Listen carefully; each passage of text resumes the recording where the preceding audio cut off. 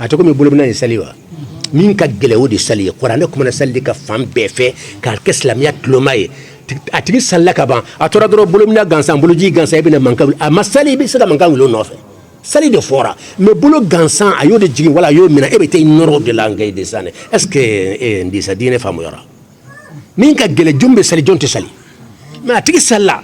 salle fora qur'an ko no e be bolomina mi mo to qur'an yere ko no e bolo jigi ala mo fo qur'an ko no ala ko fambe ay sali islamiya re tloma flana e sali de a tigi salla ka alhamdulillah mais sali kelen ko fa ti noroka ga salto ka ya bulu gansan jigi wala ya bulu gansan mina e bena ka sali be ke defo ka dawde kan la harabe gande no la harabe gan dine eska fam yara sali wudi kusu asasu ye asalla wana masali c'est tout ibo defle voilà et na foko bulu mena kan islamiyat loma do c'est atloma do bona mo sura bi farla kan abo sura hali farla fana te o sunna fana sunna gelende do hala mo soro ay sunna ya soro mais sunna gelenya amo soro ni bolo jigi e bolo mina minum bu bolo jigi olu ko sunna do minum bu bolo mina olu ko sunna do an ka fla be ma aw fla be sunna fege man de do abse ka gafo an yira ta fo da an ba fo aw ka aw yira bolo aseka temi sunna fege man kan to ta an yira ka fo yira te an ba fo ka no yade e min ko bolo jigi ni sunna e aseka ke sunna gelenye parce que qabla tala ba'da tala e min fana ko bolo na ye sunna ye an ba fo sunna gelente parce que qabla tala ba'da tala na kera sunna gelende do ko qabla bala wala ba'da bala ça de ni na ke bolo fla jigi e be e do bo salla e be qabla ke o tewa o bien no manyina de nyira den tugu kam bolo fla jigi qabla bala wala ba'da tala qabla tala ba'da tala be benen do kama no ya kele kuntuguni femi amas lamet lo mayasro salid ni islamiyat lo masro ama farla to sro atlatum sunna yam fana be sunna iflaflay sunna façon flay sunna gelema fana ama ko fana tuguni atraka sunna fegama ye jumanye mi qabla tala ba'da tala ni tugu ka to barajunubu shitala akeni baraji be takida sunna fegama ni yake baraji bade bala ni tuku ka toy abaraji be tikidam mais la haraka fi ala bi min ki haramu ke wana ke tasuma kono ko parce que sunna fi gaman dobla hal ni sunna gimam bla jahannama don tala haramu tala sunna fa fuqaha fi hal sunna gelema yi tuku ka bla anna be de ba kamade no ye lonu de o ka qur'ane dale ka disa dale ni kuma ne ba dale de be prévu de di afam yarawa mais sunna baraji ka bola baraji mambo sunna be kala kara bunya de kama wodi ato ambe intéressé sunna la fuka tansa me ka timi sunna yaka kata farla ya dama fuka ha au fe idun nganya kono fuka ha ya tlade na ko nga aduru be fa ma aduru fo sanu ka fo a folo e farla koro kuna sina nya conférence do ke hakilla bul qasumbula do ko ni farla ni yobla ki be nyangi ngoma fotende nkini nyangi kaka kitabu tugo de ba fakibe jangida be kitabu chamande kono de ayaw krosa kuma la absika kala bena ya fama la budan kal fadu tente sanko sube farafinya tala danka fen tente de wala ni mo mi farla bla atribe nyangiwa ani nyangi de kaka mek ni ka be nyangi yesus manke mais ni kwa ni nyangi kaka yetnya fo absika kala be ya fama na ya fara be nyangiwa edo ka be nyangi nyong donc farla e jumanye febe ni tuku ka toy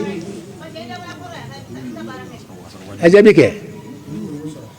farla e jumanye febe ni tuku ka toy ini mun kakan ebe nyangiwa aba fa anto lom me ini nyangi kakan wa aba fa ambolo ke na ambolo o tinyari ari nyangi kakan ninjera wa sisan bayan kadne de tafsilatu kadne nyare la fuka de matim sisan ka folo to hotbo kutenga kuma famu parce que mais sisan ba wala ka exemple di ka chaya exemple de kai ni famu yarawa sisan beta juma na beta sunna la sunna korof la de bala sunna koro de ko fen ni ala ya di ala kirama ka kana damma ne ala kirayo ka ka baraye o ya ka sunna de o la farla bebe do kono harisatigi chaman be olu sunna korokende wono kara ni mi korosa be islam ya ire afam yarawa me fuqaha fuqahaw ye jonye munum be ala kira ka kuma kan famu ka timi dugolo ma beka ala kira ka mo san fila o te dawma de o ba jukor la be file o tara soro sunna la nyini ye minye fe mi te farla ye nyangita alela ni tugu ka toy nyangita la ima haramu kefana nta basakili nta amun sala fo de ni tugu ka sunna toy itigi ma haramu ke aya fo yoro be ko ni kuti fuqahaw ka famu ye to la mbode made ma fo hadisati ko nyafla be fo yisano hadisati ko fe ye ko jugu barke ni nyangi kaka ya famu mais munum be ala kara ka hadisa famu fiqhu munum malakati duna beka ina fo al imam Abu Hanifa yalla mi adam ne galma min ala o ya taye al imam Abu Hanifa flana shi ambe shi ko de made ka fo min kafsa min yotere yalla do be nubna ni yoroni fo ngana wala suna mo chambe min kan ko sahaba banani ni khalifa banani ko min kafsa be ko Abubakar ye no boraye Umaru de kafsa be no boraye Osman de kafsa be no boraye Ali de kafsa be nin taksim ne takan ka karando kam ni masan takan ay sunomo abe sunomo ka ta kono fambe ku kafsa nyoy tande non ne ma tawfe nga karando mba fo comme ça mata fe abada hari ka nere keni ka fo ko Usman kafsa Ali fo ka tande du kabur kono tafo nyogo soso be minna wodi Abubakar no Umar nyogo soso ba bindi wali Usman fana ta fo nyogo nyabala mene keni Usman ta rombe kumay ma Abubakar no Umar tamboto ala bulu ali Usman ni ali tankan ko fana to ala bulu met nyaare la nkombe nyire minade nkonta fo de nte zizman de kala mala wi kuma infamu nta fo Ali kafsa nta fo kafsa Ali sunna kitabu fil fambe u ya classe tandi Abubakar de kafsa be no boraye Umar de kafsa be no boraye Ali de Usman de kafsa be no boraye be so kase alima ninde be sukarana fambe yoro chama donc de kanga kuma karane fe jona ka fon taka nan sera Usman ni alima ne ben korsi foka damatimi ne ta fo abada ko Usman kafsa Ali foka tando kaburu kono ngakarande naw ya dam naw ya kunkoye wa ka fo fana Ali fana kafsa Usman yenten sendo la munna parce que ala ko qur'ane kono huwa a'lamu fala tuzakku anfusakum huwa a'lamu biman ittaqa sadaqallahu alazim فلا تزكوا أنفسكم أو كنافو كوبو يرجيا كرسادي كفسا أنك طريقة دي كفسا بي أنك تسرى دي كفسا بي أنك كرمو كفسا بي أنك أيمين دمو كفسا بي أنتين دي كفسا فلا تزكوا أنفسكم أو كناو يرجيا أبدا نياك يا رسول هو أكو علي ألا أعلم كاد كلمة بدي بالو بمن اتقى من بسر علانية من كفسا إن أكرمكم عند الله أتقاكم أو برا من كفسا وبي وإن بسر علانية كتمو بيكا أنا سرانيا بدسكون دلا أني كوالي وتمنى على دبولا أو تنى على من كفسا وبي أو تنى على بني دبولا ما هو يركا زيزي فلا تزكوا أنفسكم أو كانوا يرجع قرآن بار إسك بارا بكني قرآن كسبة قرآن بفهمه ده bebe kanga fo anga sheikhu ye dugredi bak amma nyogonye imba fi ma nyogoy nyake ma nyogonte wa dugo be misige karamo kele fo katasa ni tolo ne karamo ne ra dayo fi sai mo mewa karamo dugredi ante mo shibla ni we tieke we kaloni danye me karamo re ki manebe mo be na ko mun misika ne karashiye ke me fo katansa fana men lo la fana ni ndo fo gagele karamo ma aya tankanga jonyalo faqirullah atsaka timoga fa ala ka fantani al sauti akli soro tira bibli bayka karandum beka komi subhanallah ambe juma kuna anya juma fo sisa farla fora sunna la rofla sunnatu muakkada wa sunnatu ghayru muakkada as-sunnatu al-muakkada ma ثبت عليه النبي إلى مماته يعني استقر عليه سنة مؤكدة يجمع سنة من على كره ردياك على ما فواك ni ala ko akira duna farla kono donc sunna yi ala ma fa kake mais ali ala kira yake aka nyina ma ko dungu dum o yayi ayafo ayake et puis atura ka fuka tasa ama dabla otro sunna gele mais na yake wati do kira ya dabla o sunna fe gamanya adumra mi ka fuka saya sama otro sunna gele ay min ke shede madama mais ama duma kan otro sunna fe gamanya amangiri aka fege ni lonni yaw ka wajibi de parce que to ahkamu shar'iyya sharia ire kitu de ni min ka gele mi parce que bibi na ni fam balade ya to modo be tin rofendo la ka so do be min ka boye abe ina blebele ka tin ro do manna aba ko ko ka bukatimi nin ka o balawi ankara mo jaman so na ko na bibi na e se ka farla to ka tin ro sunna la jogodi sunna farla do on qur'an ere do qur'an ma giri sunna yawa Mwambe ni fo ni be ka haqiqa de fo ka ira ka fo ni ka différence de sunna ani qur'ane che qur'ane ka bu sunna pion ni te fo la de aywa voilà qur'ane ka bu sunna pion ni qur'ane boray dine kuma to be sunna ka bu be sunna be ta rojuma ala kira ni sunna fara dron ibitle kata muhammad o muhammad ko ni qur'an fara dron ibitle kata ala kola ni nafaka bonde intabihu ni sunna fara dron o tasira de ala kara tunbe minka kanyana ma yakono e puis aya fo ou bien aya sahaba yo ba kela mabe ayi diakan o be do sunna kono donc sunna mana fo dron hakili be tala kara ko de kachaya mais na fo qur'an dron o be kata ibi direct kata allah taala fe donc afla bo nyona ika fanga di qur'an ma haklima ika sura ka sunna lawkan bi kuma aya afle kan bo tem de kono bi koy nga nafaka bonde nunun ka kan ka ke livre de au ka sebe ka tradi français au ka ceri fambe fe mo ka se ka différence lon dine kono yoro nyuma ka bo nyuma nye pour ka boye pourquoi be folaw donc sunna mi mangle fona foraw ya o juma nye ay minke si dama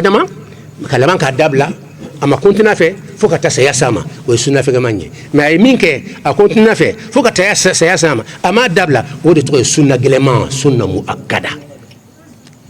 afamu yara o sunna fe gama abe fama ko mustahabu o ya to do sunna fe gama abe fama fona ko mustahabu mustahabu afelende do ni yake akadi alaye akada kiraye ibe abraji bilibili soro sunna baraji mashita dans le faux ala kliko parce que y ala kira de la digi ala kira digri baraji mashita dans lo mais ka tabla ki tabla qur'ananye wala ki beta ke farlaye ay farla ka boye fi xutugu fe fana londi fendo be akabo me do ka boye o fana tinyo kan ka fo sunna ka bum mais amambo mi kana bu yow yede sunna baraji mashita lo ala ko beki chesri anka nyama yakobe ala kira tumba ke chugudi aya fo chugudi anga tawfe baraji bilbili badbala bodi mo mi to ka sunna gele yere bladun lonni kala bako ka tigi be jalaki kojugu jalaki fa ko jugu yede jalaki mais o ma wala de jomba jalaki aka o fana mo wala de ambuji ngade parce que ne bo ne kam sende o ka tigi be jalaki ko sobe mo mi tugu ka sunna to yibi se ka ke kitu ka toy ibe jela ke kosbe sunna yere ke bila chuko mimbe na bala afika ke haram ya bolo ko fana fawiya sunna blali te haramu ye mais ake ablali ke chuko do be we haramu de ko fawiye wode ye arabatu ani sunna ma ke o yetiyaye mais ma considérer valeur mimbala daraja mimbala muhammad ko mimbala ne mo shilon ma daraja yere jatimina few et puis sunna yere goyara nyama place loala fo do ba fanga dan qur'ane ma an kana hadisa ko bla ona nyonaw ça c'est très dangereux oui musiba bilibili wode haramu ye sunna mana blani kan dron haram sunna blali kite tetunde sunna goyali min keraye ala gusuli ni ka doya de wode ya adu haramu kono sunna yere blali tede sunna bodi a place la ka doya wode ya se haramu ma torala abe kuma yi ba ala kala haliya dola ni yoro famu yarawa sunna blali tumado abeke haramu te tumada abeke haramu ya famu yarawa wala haramu ya ama famu ya ajera gasigama amba uka sigama wa afamu yara aywa ni yoro ni takrar kan inde usal akanyi koju jala kili bilibili yudamu kitabu tugu inde fako yudamu auka karamo kama ne abe jala ki jomba jala ki afuna yi do makati mina yare yali ala de ba jala ki wala ala kra de ba jala ki ami da dola jomba jala ki anyi de ba mi anyi resano kanka ke ala de bana jala ki wa parce que ala yɛrɛ fɛ vraiment ka ciden ka sunna kana ay baraka na ye n'aw y'a bilati lo jurusi tawla aw ni jalaki ka kan a ma foto n'a tun y'a foto jɛlen don wala ala kɛra de b'aw jalaki o fana tun bɛ yen mais an b'a faamu tan de donc jalakili kojuguba don mais min ka gɛlɛn ma o ye haramu kɛli de haramu kɛn tɛ haramu ye jumɛn ye n'i y'a kɛ i ni ɲangi ka kan an taara kojugu kɔnɔ sisan nɔ min ka gɛlɛn o ye jumɛn ye tasuma kana don tasuma kɔnɔ kana hali miniti kelen kɛ tasuma kɔnɔ ayi kana sɔn o ma dɛ miniti kelen tasuma kɔnɔ hali ni donna diɲɛ kɔnɔ i bɛ sa i tɛ ɲinɛ a kɔ a dusukasi tɛ ban voilà. mɔgɔ yɛrɛ b'a yɛrɛ jalaki n'i ye ko kɛ i man ka min kɛ i b'i yɛrɛ jalaki nin kuma ka ɲi kosɛbɛ n'a sɔrɔ i ka limaniya ka kɔ rabbana zalamna anfusana wa in lam taghfir lana wa tarhamna lanakunanna min al-khasirin ربنا ظلمنا أنفسنا وإن لم تغفر لنا وترحمنا لنكونن من الخاسرين